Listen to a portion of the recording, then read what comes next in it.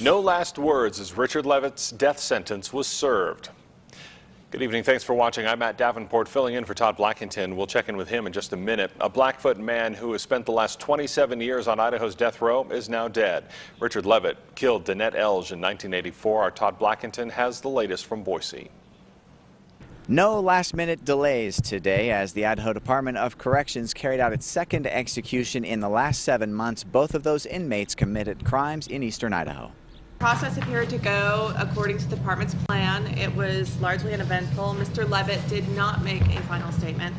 Richard Leavitt entered the execution chamber already strapped to a backboard. After being transferred to a table, the medical team inserted the IVs. When given a chance to make a final statement, Leavitt simply shook his head. Witnesses say the staff was extremely professional in the execution chamber, and they described the chamber as being extremely still.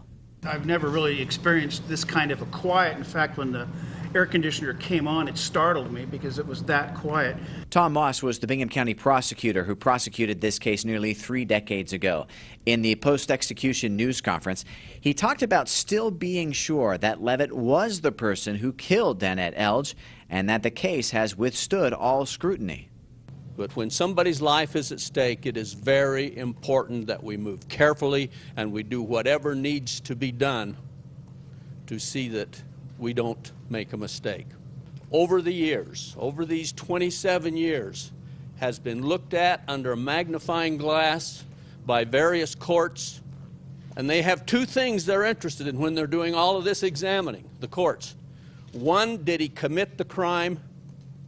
And 2, did he deserve a death sentence? And the decision has been, after all these years, yes is the answer to both of those questions. Danette Elg's father and sister attended the execution. Moss says when he asked Danette's sister how she felt, she whispered in a serious tone that she felt good. With today's execution, there are still 12 death row inmates. 2 of those committed crimes in eastern Idaho. Reporting in Boise, I'm Todd Blackington, KPVI News 6.